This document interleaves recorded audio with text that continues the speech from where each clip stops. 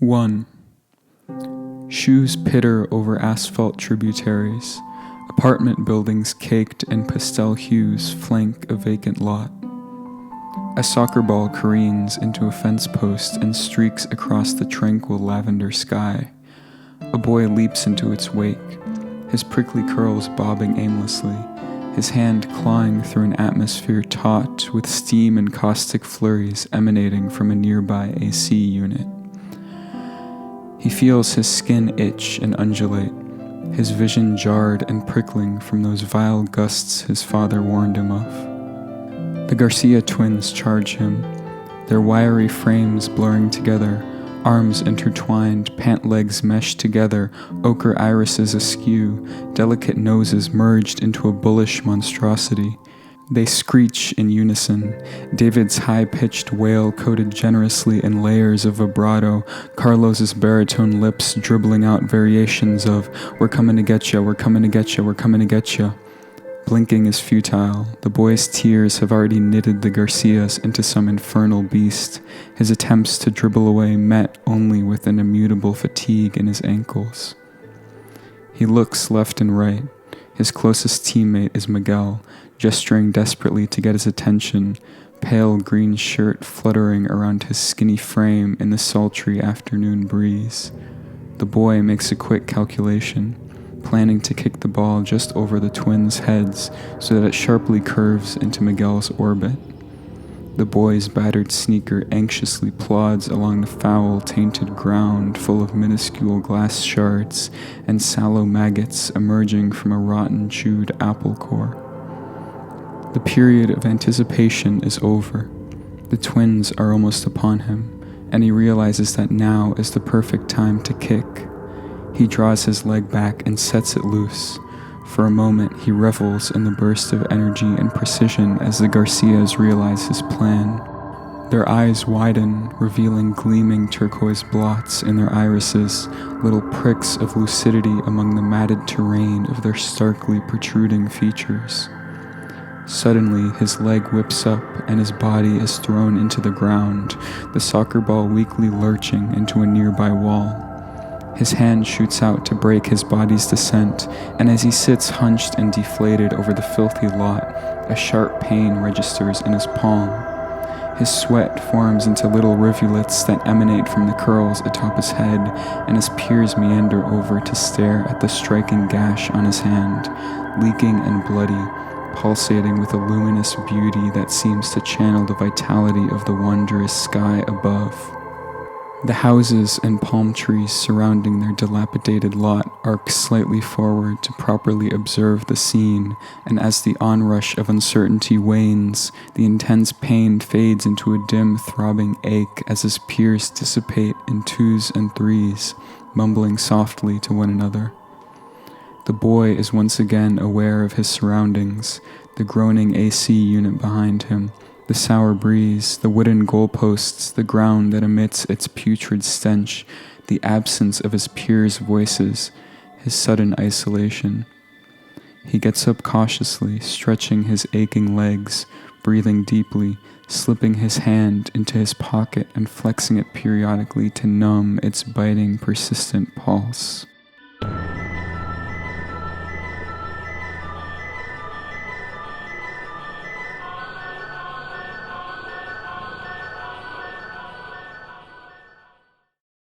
Two. The boy rushes home, stumbling with an uneven gait as he enters through the back door, his hands nervously shoved in his pockets. His parents are sitting in the kitchen, heatedly arguing across a spotless linen tablecloth. As he sweeps through the room, his mother glances at him, exasperated but far too distracted to notice anything out of the ordinary. His father leans back, scowling and vigorously grinding his teeth. Their conversation lulls the moment the boy reaches the stairs, and he glances at his hand with the malaise he typically experiences around his parents in their more intense moments, accompanied by a new feeling of vertiginous dread. His shadow, fragmented by the stairwell, whirls lazily in the warm light. He thinks of his hand, now scabbing over, and all of the bacteria creeping beneath his ruptured palm, its bluish pallor lined with a white film of freshly blistering skin. He feverishly searches his room for some kind of glove, overturning piles of dirty clothes and stacks of dusty books. Suddenly he remembers the boxing gloves at the bottom of his closet. They are slightly small, but still fit snugly, the latex offering his raw skin a warm, balmy comfort. His father, in hopes of him starting to box regularly, bought him the gloves months ago, presenting them in a rare moment of elated vitality, speculating out loud about his son's hardy fighting potential, patting him all over and rustling his curls. The boy puts on the right-hand glove, admiring its rubbery, vibrant red sheen in the brilliant, dusky light oozing through the window.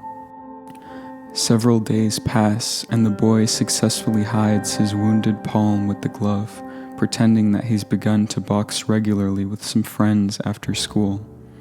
In the rare moments where he can't justify having the glove on in front of his parents, he keeps his hands buried in the pockets of a sweater or pair of jeans.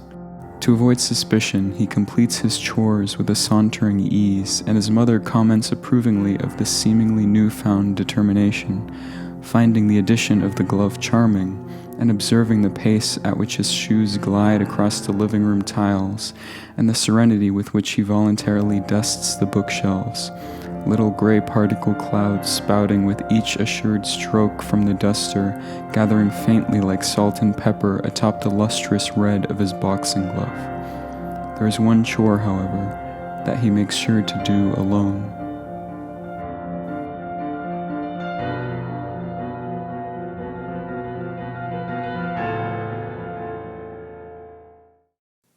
Three. Feeding Mandy, his fish, necessitates prying off the lid from the can of fish food and taking a pinch of flakes, an effort requiring 2 bare palms and a great deal of physical labor, as the can's lid tends to be stubbornly tight. Fortunately, the fish tank is situated in a side room, far from the living area, and the boy is able to quickly dash in and out, removing his glove momentarily and completing the task with relative ease. However, one Saturday morning, as he furtively tiptoes into the room and begins the process, removing his glove quickly and placing it delicately on the spotless tile floor, his palm slides along the can's sharp edge and opens up the gash once more. Blood begins to flow freely into the fish tank, the cascade tinting Mandy's water a dark crimson, little coagulated blots floating up to the surface. The boy inhales sharply, tears leaping into his eyes, and he runs to the bathroom. He turns on the tap to mask the sound of his racking sobs, but the commotion has attracted the attention of his sister, her footsteps thumping rapidly down the stairwell to investigate. The boy keels over, a biting pain building in his chest. Yellow streaks undulate across his vision and accompany the faint but foul stench exuding from his mouth as bile begins to dribble out, blending together with the slender stream of bloody globules. His stomach convulses and his ears begin to ring with a series of prolonged, harsh tones. His vision flashes with impressions of fluttering clouds and spindly palm trees in sulphurous yellow streaks. He suddenly hears a cry from the front room, his sister repeatedly screaming, "Mommy, Mommy, Mandy's bleeding." He hears his mother's delicate gait as she pads quickly over to her. He imagines her glancing around, taking in the tinted water, the boxing glove on the floor, the trickles of blood on the abandoned fish food lid. He hears the raspy, urgent intonation of his mother's voice calling his father over, and he blacks out, the side of his face resting in the puddle of sour fluid on the bathroom floor.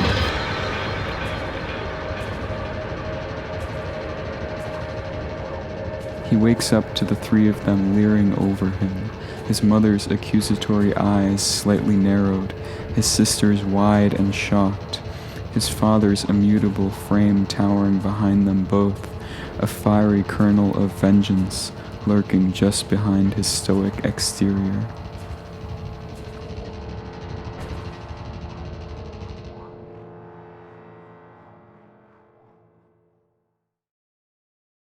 Four. The next day, the boy's parents decide to flush Mandy down the toilet. His father gathers them into the dining room, telling them that he believes the boy has become infected from the gash on his hand, and that the air in the house is contaminated permanently from its long-term exposure to fumes evaporating from his tainted flesh.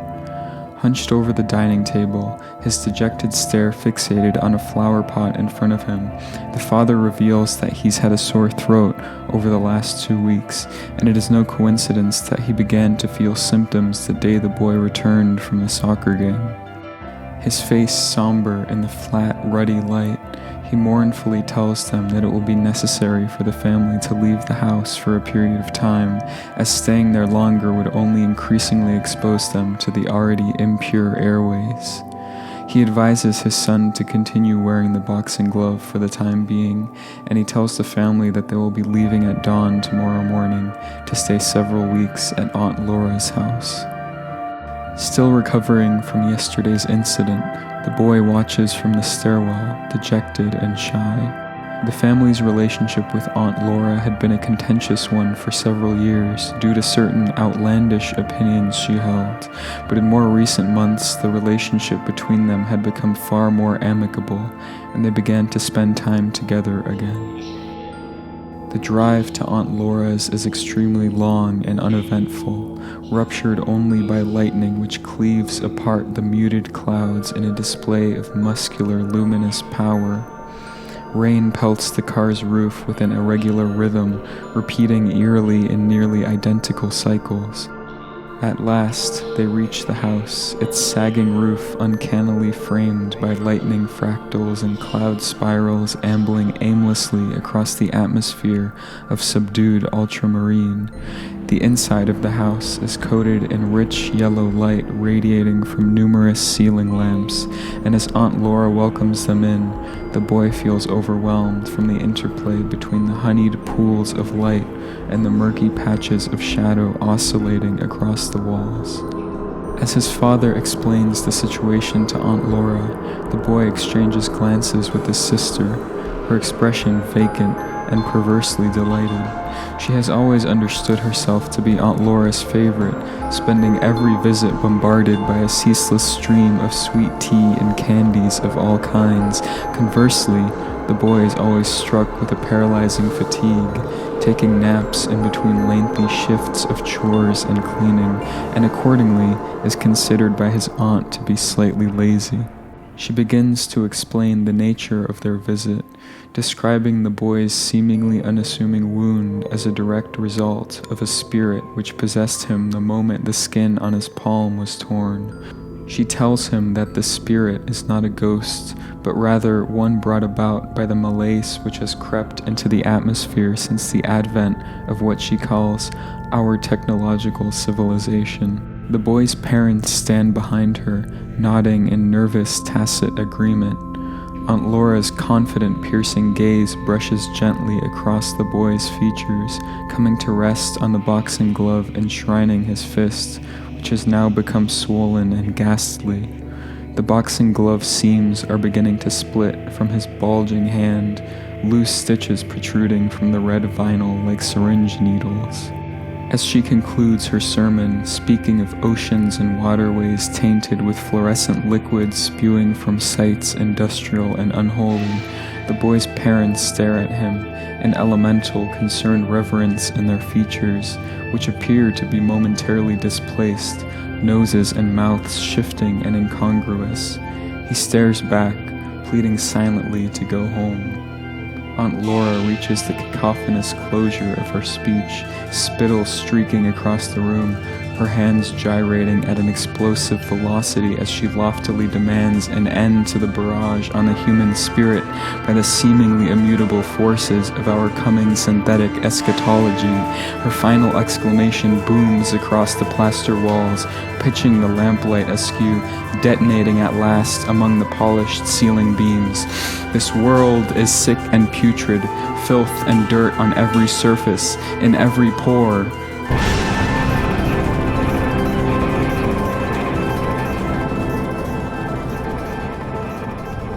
Amid the uninterrupted stream of harsh noise, The boy only thinks of Mandy in her final moments, twitching dolefully as the vicious spiral of toilet water devours her body.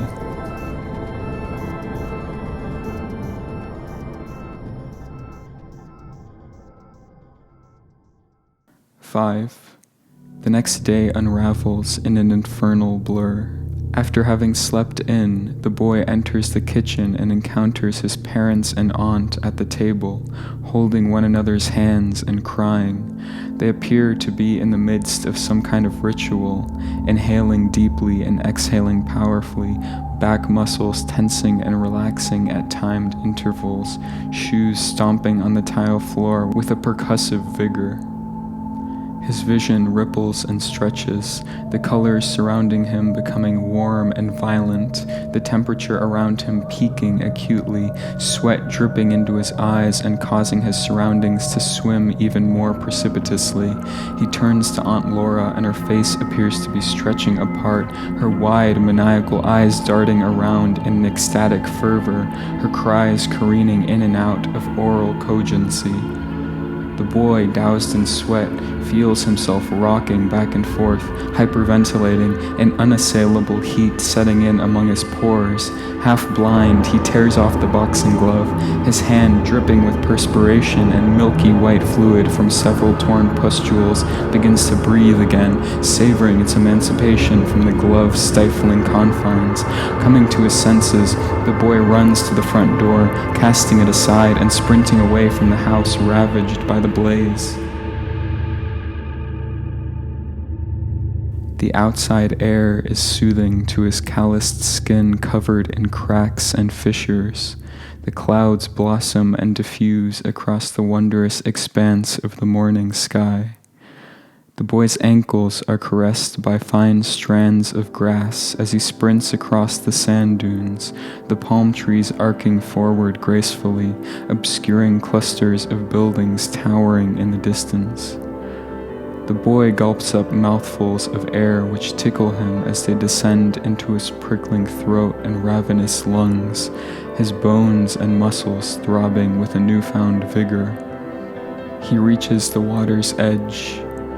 For a moment he squints at the horizon, observing the purity flowing from the atmosphere that binds him in its zealous embrace, euphoric currents lancing through his palms and soles, entwining his organs with an ineffable carnal thrill.